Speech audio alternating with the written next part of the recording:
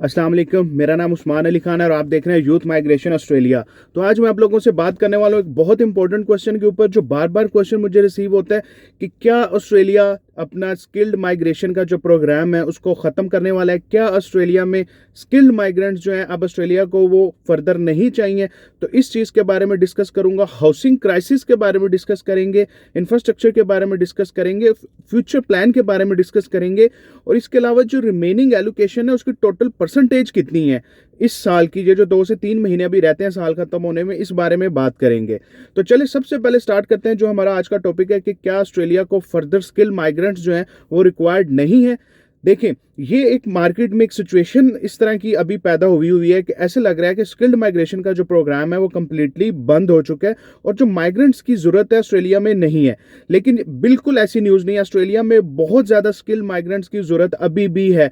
हुआ क्या है, हुआ ये है कि डिपार्टमेंट के ऊपर जो ऑलरेडी वीज़ा लॉज्ड हुए हैं उसका बहुत ज़्यादा प्रेशर है, बहुत ज़्यादा वीज़ा बैकलॉग है कि जितनी एप्लीकेशन ऑलरेडी 23 में मेगा राउंड्स की वजह से सबमिट हुई थी उन लोगों को अभी तक वीज़ा ग्रांट्स नहीं हुए, जिसकी वजह से डिपार्टमेंट के ऊपर ऑलरेडी इतना ज़्यादा लोड चला गया है कि डिपार्टमेंट ने डिफरेंट मौक़ों के ऊपर ये चीज़ जो है डिफरेंट तरीके से ये बोली हुई है कि हमारे ऊपर वीज़ा बैकलॉग का बहुत ज़्यादा लोड है, हम कोशिश कर रहे हैं इस लोड को कम किया जाए। और जिसकी रिफ्लेक्शन जो है आप लोगों को जो कोटा रिड्यूस हुआ है उसमें एक इम्पोर्टेंट पार्ट इस फैक्टर ने प्ले किया है।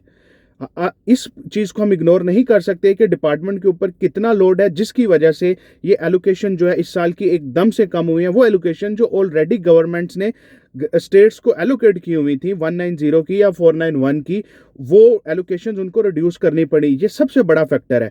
तो ये जो न्यूज़ एक डिफरेंट चल रही है कि जी ऑस्ट्रेलिया में फर्दर माइग्रेंट्स की ज़रूरत जो है अब नहीं रही, तो ये बिल्कुल गलत है। ऑस्ट्रेलिया में बहुत ज़्यादा ज़रूरत है।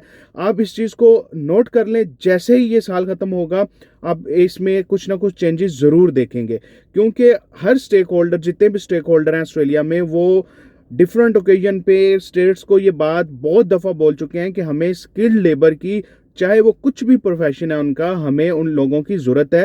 क्योंकि जब वो मार्केट में वो स्किल ढूंढने जा रहे हैं ऑस्ट्रेलिया में ऑनशोर, तो उन्हें वो स्किल नहीं मिल रही जो स्पेशली ऑफशोर कैंडिडेट्स के पास हैं। ऑफशोर कैंडिडेट्स आपको हर ऑक्यूपेशन में मिलेंगे, 5 ईयर एक्सपीरियंस, 10 ईयर एक्सपीरियंस, बहुत यूनिक स्किल्स के आपको ऑफशोर मिलेंगे जो उनको ऑनशोर नहीं मिल रहा है। तो ऑस्ट्रेलिया में अभी भी बहुत ज़्यादा शॉर्टेज है स्किल्ड लेबर की।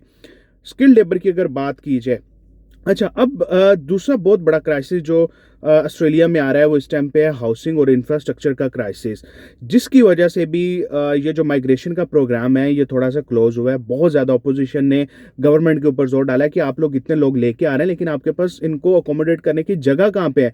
ऑलरेडी बहुत सी स्टेट्स ऐसी हैं जहाँ पे अगर आप लोग जा रहे हैं तो आप लोगों को रेंट पे घर नहीं मिल रहे। सिंगल पर्सन को तो मिल रहा है, रूम शेयर मिल रहा है, लेकिन जो फैमिली वाले लोग हैं उन लोगों को घर नहीं मिल रहे।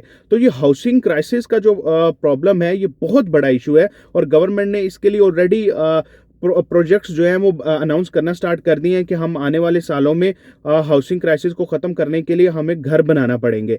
लेकिन प्रॉब्लम ये है, as I am also an engineer. Being an engineer, I know कि it's not very easy to establish a project or making the home.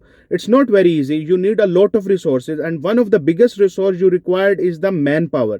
तो अगर आपके पास enough manpower नहीं होगी, चाहे आपके पास जितने मर्जी डॉलर्स पड़े हुए हैं, अगर इनफ मैन पावर नहीं होगी, आप लोग अपने प्रोजेक्ट्स जो हैं टाइम पर डिलीवर नहीं कर सकते। तो ऑस्ट्रेलिया को हाउसिंग प्रोजेक्ट्स डिलीवर करने के लिए आने वाले सालों में बहुत ज़्यादा स्किल्ड लेबर रिक्वायर्ड होगी, डायरेक्टली और इनडायरेक्टली, जिससे जॉब्स भी बहुत ज़्यादा क्रिएट होंगी। तो सिर्फ ये 2 से 3 महीने जो हैं एक्सपेक्ट किया जा सकता है कि इन 2 से 3 महीनों में प्रोग्राम की जो स्पीड है वो इसी तरह रहेगी, लेकिन आने वाले दिनों में आप इसमें इम्प्रूवमेंट ज़रूर देखेंगे।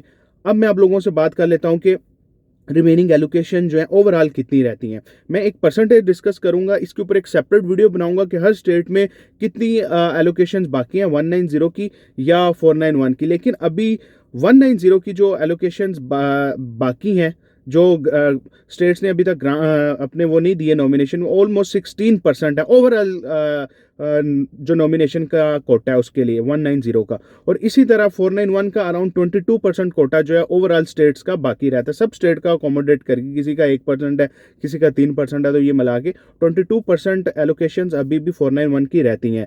ऑल्दो ये बहुत बड़ा नंबर नहीं है, क्योंकि कोटा कम होने की वजह से ये नंबर श्रिंक हो गया है, तो ये बहुत बड़ा नंबर नहीं है। इसके लिए डेफिनेटली बात है, आपको अच्छे स्कोर्स चाहिए, और स्कोर्स के अलावा एक बहुत अच्छी लक चाहिए इस टाइम पे। हाँ, आप 189 के लिए पॉजिटिव रह सकते हैं। 189 का अभी तक जो एलोकेशंस बाकी हैं वो तकरीबन ऑलमोस्ट 22 से 25 हज़ार एलोकेशंस अभी बाकी हैं इस साल की, जो किसी भी टाइम पे गवर्नमेंट जो है अपना राउंड जो है वो कर सकती है। ऐसा नहीं है कि गवर्नमेंट 189 के राउंड्स ही नहीं करेगी, 189 के राउंड्स होंगे, और अभी भी बहुत ज़्यादा कोटा 189 के लिए बाकी है। और अगर आपका 189 का स्कोर अच्छा है तो आपको डिटर्मिन्ड रहना चाहिए, पॉजिटिव माइंड के साथ रहना चाहिए, और फेथ के साथ रहना चाहिए कि आपको इनवाइट्स आएंगे। अच्छा, अब बात करते हैं कि ऑस्ट्रेलिया जो है बेसिकली ये जो अपना माइग्रेशन की जो उनकी ज़रूरत है, ऑस्ट्रेलिया को ये माइग्रेशन की ज़रूरत कितनी ज़्यादा है। ऑस्ट्रेलिया में इस टाइम पे अगर आप किसी भी इंडस्ट्री में चले जाएंगे, स्पेशली वो लोग जो ऑस्ट्रेलिया में ऑनशोर हैं, वो मोस्टली ये चीज़ बोलते नज़र आते हैं कि जी ऑस्ट्रेलिया में इस टाइम पे जॉब की शॉर्टेज है, जॉब नहीं मिल रही। उनसे आप जब बात करेंगे तो आपको यही फील होगा कि ऑस्ट्रेलिया में जॉब्स नहीं है। लेकिन सबसे बड़ी प्रॉब्लम यह है कि जो ऑनशोर लोग हैं उन लोगों के पास उतनी स्किल्स नहीं हैं जितनी ऑफशोर्स के पास हैं। फॉर एग्जांपल, मैं आपको एग्जांपल देता हूँ, ऑनशोर में बहुत ज़्यादा लोग ऐसे हैं जो स्टडी वीज़ा पे थे, स्टडी वीज़ा के बाद उनको पीआर ग्रांट्स हुए, स्पेशली 190, 189 या मान के चले 491 ग्रांट हुआ है। उन लोगों को ये ग्रांट्स तो हो गए हैं, लेकिन उन लोगों के पास जो इनफ स्किल्स रिक्वायर्ड होती हैं, इनफ एक्सपीरियंस चाहिए होता है, वो नहीं है। किसी के पास 1 साल का है, किसी के पास 3 साल का है, किसी के पास 2 साल का है।